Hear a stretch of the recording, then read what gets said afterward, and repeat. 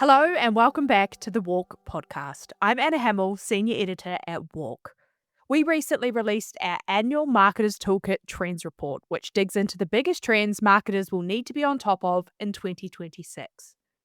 The Marketers Toolkit is based on exclusive data from more than 1,000 real life marketers around the world, one to one interviews with brand leaders, and analysis from WARC's own team of expert editors. Over the next few weeks, we'll be digging into each of the toolkit trends in more depth, revealing some exclusive new data and bringing in experts from the industry to share their perspectives. Today, we're discussing two intertwining economic trends that are top of mind for so many brands right now. Firstly, shifting consumer milestones such as having children, pursuing further education, or buying a home. And secondly, what we're calling the vanishing middle, where spending by middle income consumers is bifurcating, with spend going either premium or budget. First up, we'll discuss shifting consumer milestones with Cecelia Parrish, strategy principal at the marketing consultancy Rival, and WARC's US commissioning editor Cathy Taylor, who covered this theme for the toolkit.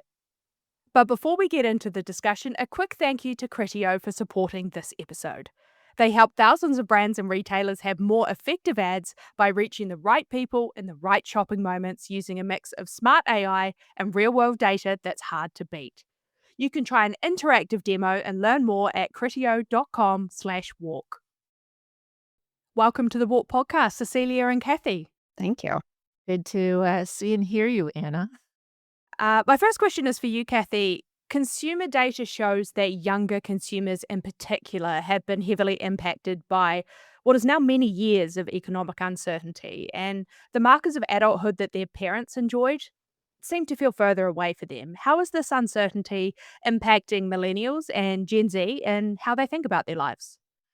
Well, we're really seeing this very deep sort of thinking about whether these milestones are desirable or even possible. And so, if, for instance, in America, nearly half of Americans under 50 do not plan to have children. And one thing that's really interesting about that data point is that with older people who didn't have children, they're more likely to say, it just didn't happen. And it's much more intentional for younger people, this decision not to have children. And there are signs that economic squeezes and sort of the state of the world are creating a crisis of ambition, and interest in a university education as one data point is a critical determinant of lifetime income, and yet it's declining. And just 42% of those in the UK believe that going to university will lead to better opportunities. And so, this is that phenomenon that we call lying flat. Uh, then also the bank of mom and dad is more influential than ever in determining which millennials and Gen Z consumers climb up the economic ladder. And the children of wealthy boomers are set to inherit 84 trillion with a T in coming years, which is the largest wealth transfer in history, which great for them, but not for everybody else. And then lastly, I could go on for quite a bit, but there's a rise in multi-generational households as young adults stay home with their parents longer or live with roommates much longer than previous generations. So I know I just gave you like a major data dump, but there's a lot of different things going on here. So, in short, it sounds as though the outlook and point of view for younger generations is very different from those of their parents and grandparents at the same age. Yeah, absolutely. There's no question about that. One of the data points cited from our Marketers Toolkit survey is that 57% of our respondents are seeing that traditional family structures and gender roles have changed in what they say is a dramatic way. And 58% are seeing more families without children, which goes back to your point, Cathy. What does that mean for how marketers think about segmentation? Because this is a very different data set compared to previous generations. Yeah, well, I think it really means that you have to throw out the old playbook for reaching customers, during familiar spending occasions, or at the very least, you have to, rethink it. And so there's a lot of nuance here, and I think Cecilia will get into that a bit. It's just very difficult to kind of follow this like, well, everybody, they go to they go to university and then they get married and they have kids and they buy a house. Well, just don't make those assumptions. And so, I think what marketers are finding is that because these family structures and consumer milestones are changing, it's kind of the old playbook is not really effective anymore. GWI did a survey in 2024, and 37% of respondents said shopping was done jointly in their home, and this is because of the rise in multi-generational households, and that was up 8 percentage points just from 3 years earlier. So obviously, that's an example of why this complicates buyer segmentation, for most food and FMCG brands. That's really interesting because during COVID and during the various lockdown and quarantine periods, a lot of young people who were previously living independently of their parents moved back in with their parents during that time. And it seems now in 2025 that actually they've continued in many cases to live in the family home much after COVID is already done. Yeah, that's definitely a thing. I saw bits and pieces of that in my own family for what it's worth. So this definitely resonates. Yeah, for sure. So, what needs to change from the marketing and advertising point of view to match this new reality? Well, I think one of the biggest things is to sort of uncover the opportunity within the nuance, right? And that really means you have to understand your customers in perhaps a deeper way than you've done previously. And we talk a lot, obviously, at work about brand platforms, about that sort of underlying, you know, system a campaign has for creativity, and it really has to be able to pivot to new usage occasions and fresh category entry points. There's a good case study that we reference in the toolkit about DoorDash, doing a campaign that for single women to, give themselves flowers on Valentine's Day, is sort of a self-love campaign. And so, that's a really interesting insight, right? And it shows kind of how behavioral science is really valuable, and it kind of can get into these motivations and triggers and key milestone moments that may be really different. And another one is to, develop new products or services or packaging sizes to reflect these changing needs. Another campaign that we talk about in the toolkit is the Dirt is Good campaign from Unilever, which was sort of an umbrella campaign over, about 3 or 4 different detergent brands in Unilever. And over this 20-year period that this campaign has been in effect all across the world, it's gone from uh, being focused on, you know, if your kids are like out in the world getting dirty, that's a good thing. It means they're learning and they're being creative and all that. So that, don't be afraid of your kids getting like mud all over their t-shirts.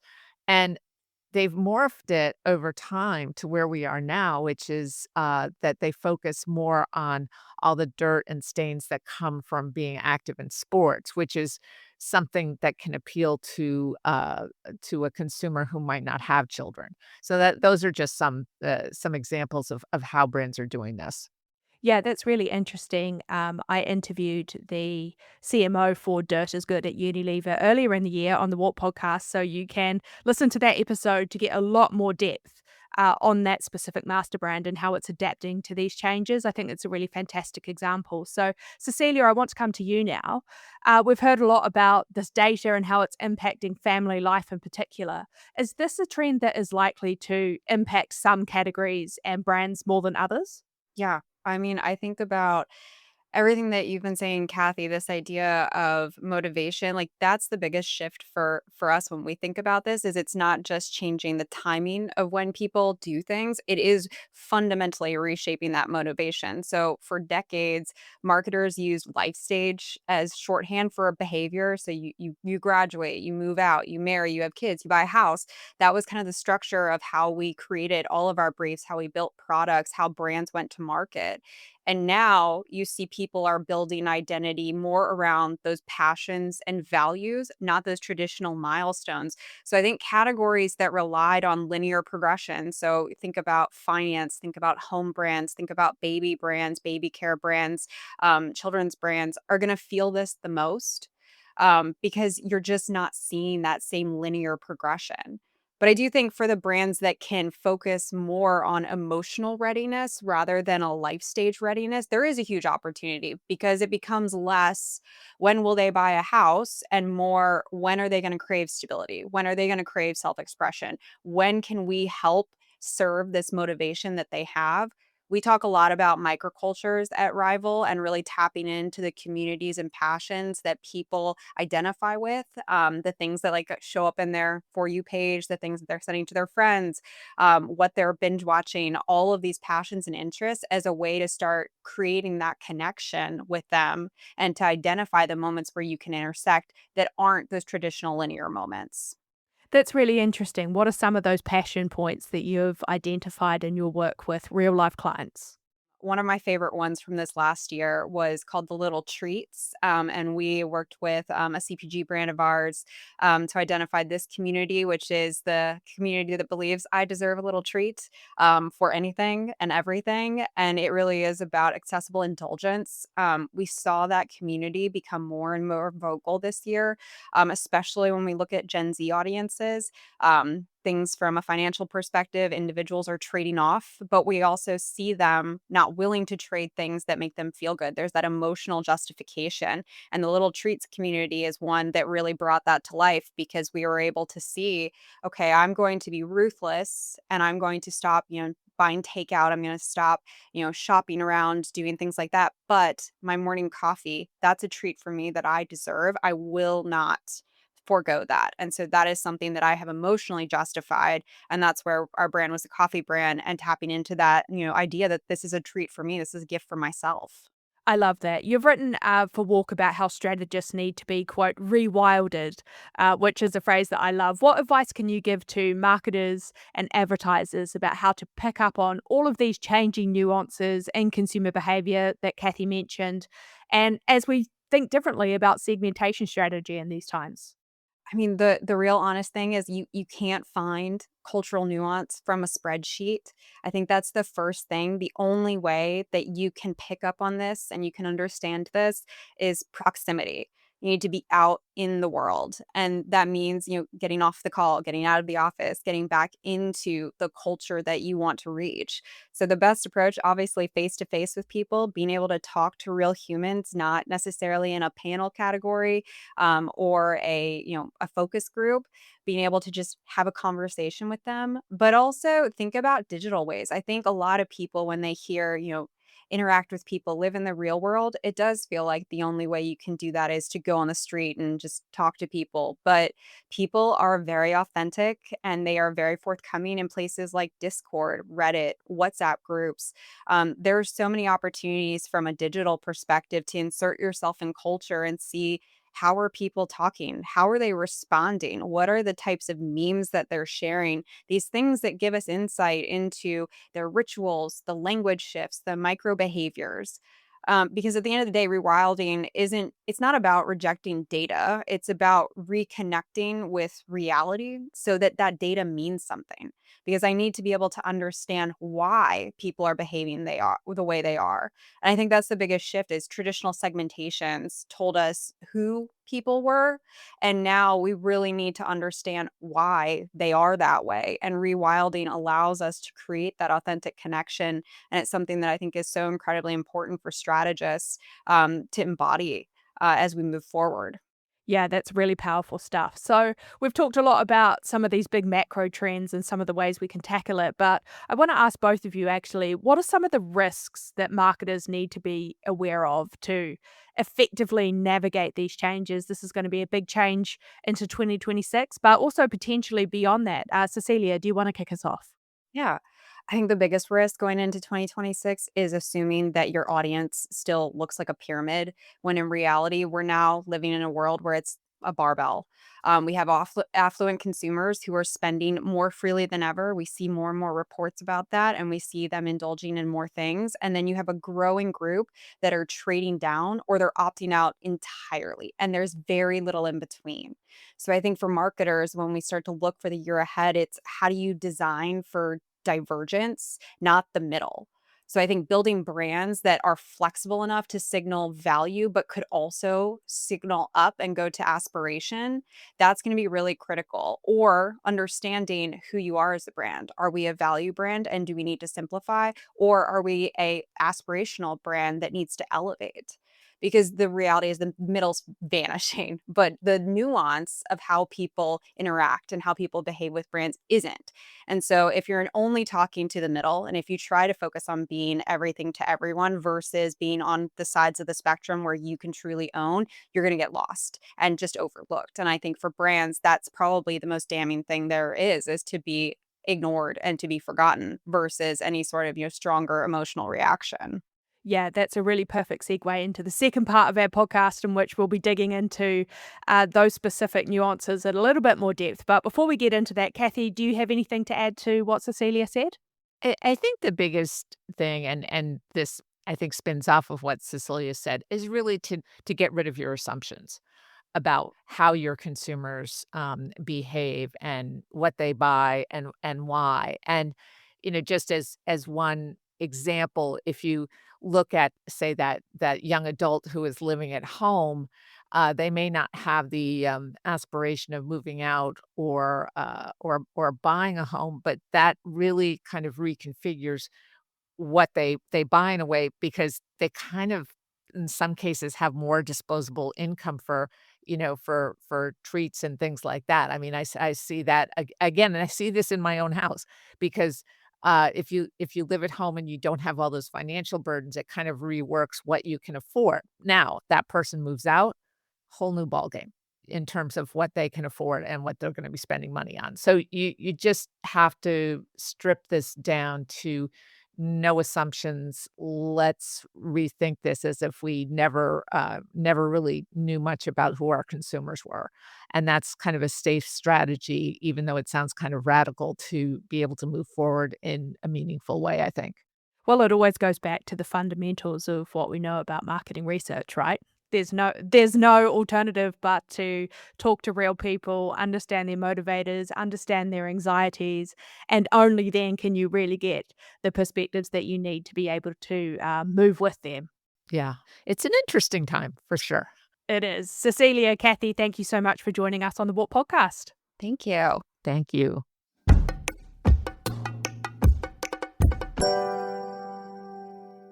This episode of the WARC Marketers Toolkit is sponsored by Criteo. To learn more about their data-driven solutions, check out criteo.com/walk.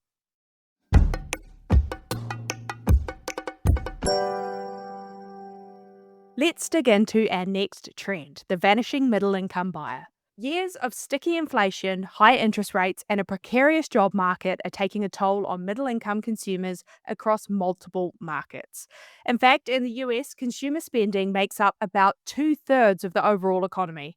But 10% of US consumers now make up half of overall consumer spending. Meanwhile, the vanishing middle are cutting back, even on household essentials like toothpaste or dishwashing liquid. McDonald's reported that traffic for lower-income consumers is down double digits in the US. And the CEO of Kraft Heinz said on a recent earnings call that we, quote, now have one of the worst consumer sentiments that we have seen in decades. On the flip side, Delta, the US airline, say that they expect premium revenue from first class and other higher price cabins to overtake revenue from its economy class seats next year. Likewise, Hilton, the hotel group, has seen revenues dropping for its more affordable hotels, while its luxury offerings continue to perform well. We're seeing this shift to premium across other categories too, from house paints to beauty care, restaurants, and cars. This is creating what's known as a K-shaped economy, where spend splits to either the high end or lower end, with the middle left stranded. Some analysts are describing this trend as a precarious Jenga tower, and the stakes are high. Economist Betsy Stevenson of the University of Michigan recently said, and I quote, "The real risk to a K-shaped economy is social and political instability." So what does this mean for the marketers and the consumers they serve in these precarious times? To discuss this with me in greater detail, Anna Kishore, Insight Director at WARC, who led this project, joins me now. Anna, welcome back to the WARC Podcast. Thanks, Anna. Consumer data and our Marketers Toolkit data shows that the middle market, or the idea that we have of that, is fading away as households realign their spending. What are the most important trends that we're now seeing from middle income consumers, and what are the implications of those?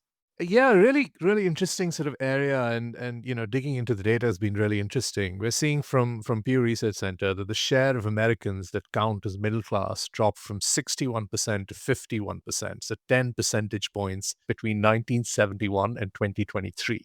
On top of that, their share of income, the share of income from the middle class, declined sharply during pretty much the same time frame, from 62% in 1970 to 43% in 2022. So, you're seeing quite significant declines, both in terms of the number of people that constitute the middle class, as well as the percentage of income that they're generating. And of course, conversely, the share of income held by upper income families during that time rose from 29% to 48%. So they've essentially got almost half the nation's income, but are about 20% of the population. So, big shifts. And I think we've been seeing this sort of consolidation of wealth within sort of the upper income segments for a while. But most of the conversation around that has been around the impact on lower income families. But what we're seeing is this sort of hollowing out of the middle class, where they're actually increasingly facing challenges from a financial standpoint. And it's not just the US. We're seeing that data in across Europe, Southeast Asia, even the mighty Chinese middle class is starting to stutter. So it's a global trend. And marketers are starting to pick it up. So in our survey, in the WARC survey, we found that a combined 73% of respondents, nearly 3 out of every 4, think that the idea of the middle class is now somewhat meaningless, doesn't actually count as a term. And that has, as you said, significant macro level implications. If you look at, both policymakers and economists, the idea of a strong, prosperous middle class is really the sort of bedrock of a healthy economy, of a healthy society. So the fact that that's shifting has implications, that are quite macroeconomic in nature. Yeah, and as you mentioned, this isn't a new trend. This has been gradually happening over many decades now, but it is definitely one that has been exacerbated in recent years, including by the pandemic. And it really strikes me that now in 2025, a lot of these solid middle class jobs are now at risk from automation and technology. And layoffs in the US in October alone were the highest in 22 years. And many of those were layoffs generated by AI, or white collar jobs are no longer required in those sectors as much. It's no surprise to me also that hiring is stagnant as well. We're seeing employers taking a wait and see approach. That changes so much about the middle class economy. What does that mean for brands connecting with this group of consumers in particular? Well, I think you have to recognize that there's a lot more uncertainty, and that uncertainty has existed for a long time. Really, we've been through, since the financial crisis of 2008, we've not really had a healthy, booming economy for a sustained period of time. It's always been sort of up and down. Uncertainty is particularly high at the moment at a macroeconomic level. So, consumers are really worried and they're really concerned. Sentiment is down, as I'm sure you've seen. You talk about, middle class jobs being at risk from automation. One of the data points we found was that 1 in 6 middle income workers are in jobs at a higher risk of automation, and more than 1 in 5 middle income households are currently spending more than they earn. So there's a lot of financial instability, a lot of financial concerns, especially since, as middle class incomes have kind of stagnated, or at least not grown particularly quickly. They've been far outpaced by the cost of things that generally make up a middle class lifestyle. Things like buying a house, things like a university education. Those have become much more expensive, and salaries just haven't kept pace. So it's a huge challenge for middle class consumers, which is why you're seeing this sort of hollowing out and this kind of bifurcation in spend, where those that have the money are sort of moving up, but then the rest are just kind of going down to more and more budget decisions. And that translates into a huge challenge for marketers who've traditionally built their categories on the back of the middle class, and then kind of, work their way up to higher income segments and lower segments. So it's changes to segmentation, it's changes to how you approach the market. It's recognizing that the middle of that market is, essentially fading away in a lot of categories. And of course, it also means changes to the customer journey, in the sense that purchase frequency could shift, the timing of purchases could shift. You're going to be trading down in some cases. We're also seeing more intentionality. So a lot of things are kind of shifting in this sector. And that kind of goes back as well to what Cecelia and Cathy were saying about changing consumer milestones, and all of these changes in the economy are really impacting how people think about their futures. Absolutely. I think these two trends, are quite connected in some ways because they're fundamentally coming from the same shift, which is long-lasting uncertainty is driving shifts in consumer behavior. And this is one manifestation of that. And what Cathy and Cecilia talked about, the sort of shifting milestone, is another manifestation. So, going back to what you said about the vanishing middle, what options do brands have to address this change, this hollowing out of the consumer market? How can marketers really help consumers navigate that affordability tension right now? Look, I think other than, cutting prices, which obviously has a whole bunch of other implications, brands have two main options. One is premiumization, or moving up the price spectrum, and is effectively targeting wealthier customers. So it's looking at middle class customers who still have high incomes or perhaps have higher incomes and have moved up, as well as the upper income households. These people are still spending, so there's an opportunity there. The other is kind of reframing value for the more budget conscious and intentional customers. So it's looking at ways in which you can build value for your brand beyond sort of just looking at price shifts. Now, we're seeing a lot of examples of the former, of premiumization. I mean, you've mentioned a few earlier. We're also seeing, a number of middle market brands try to kind of reposition themselves as more upscale, or by actually reshaping their portfolio. So you'll see a master brand kind of dropping a few things that are kind of more middle market and actually clustering their investments more at the higher range. One really clear example is the automobile industry, particularly in the United States, where the average price of a car in the US is now above $50,000. One analyst that follows the automobile sector is saying that manufacturers are essentially abandoning the below 35,000 price point. So everybody's going up because that's where the margins are and that's where the opportunity is. The other approach, as I mentioned, was kind of reframing value. And one way to do that is what we call a portfolio strategy. So, if you look at premium white label options from supermarkets, that's a good example. So you have a ready meal, but you have a premium ready meal that becomes a little bit of a treat, becomes a little bit of an occasion. Another strategy is barbell pricing in restaurants, which has worked for brands like Chili's, for example. Cecilia mentioned barbell as well, the barbell economy. It's essentially offering items at the high end and the low end. So, regardless of who you are, if you want to, what your budget is, and you want to go out for a meal, you have the opportunity to do that. You can have things that are sort of value and budget conscious, or you can order things that are more upscale if you're willing to spend that money. And the menu offers both, options at both those ends. Um, and this is what caters to that idea of affordability tension, that tension between what customers can now afford and what they used to be able to afford and still want. That's where the economic shift is really driving tension. And so it's important uh, that brands kind of understand that tension and where they can sort of calibrate things a little bit to try and cater to consumer needs. The other sort of interesting element, and I think Cecilia mentioned this, she talked about little treats and coffee. So that's very interesting, is that consumers are also spending with much more intentionality. So they're choosing specific items where they're going to spend on quality and go up that K-shaped economic curve while cutting back of others and going down that curve. So it's cutting back on things that you don't care that much about so that you can have those little treats that you really do care about. And that's something that marketers need to tap into to understand how do you frame your product as that little treat so that consumers are willing to go up to pay for that. Yeah, that's really insightful. This moment generally feels like a bit of a real turning point for the middle class economy, not just in terms of their spending behaviors, but also in terms of how they see themselves and their lives and their futures moving forward. It may not be a permanent situation. It does feel especially acute at the moment. How do brands serve these consumers in helpful ways during the tougher times so that their brands are top of mind when people are feeling a bit more flush, they're feeling more ready to spend?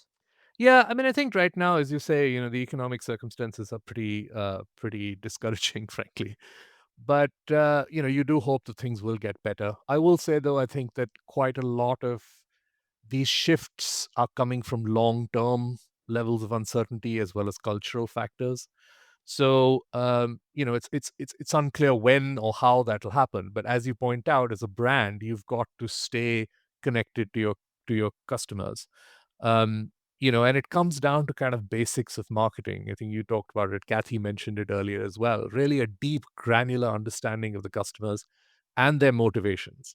And that's how you help a brand develop an effective value proposition, ideally beyond price, and build these sort of potentially lasting emotional connections, with customers, which can then help retain them in the longer term. And of course, the key to any kind of emotional connection is brand building. So brand building is actually more important than ever. Yeah, it's hugely important. And having covered a bunch of economic, well, I don't want to use the word recessions, but upheavals over the last few years, we do have a lot of content on WARC specifically targeting how to continue brand building through difficult times. So for anyone listening who is a WARC subscriber, you can access a lot more content on walk.com right now about that. Addie, thank you so much for coming on the podcast. Thanks so much. Thanks for listening to this episode of the WARC Podcast. Our Marketers Toolkit podcast series is sponsored by Criteo. Stay tuned for more episodes in coming weeks as we dig into more trends for 2026. The WARC Marketers Toolkit is now available in full to all subscribers on walk.com. If you've enjoyed today's episode, be sure to like and follow the WARC Podcast. For more on Criteo, check out criteo.com/walk. Thanks for listening.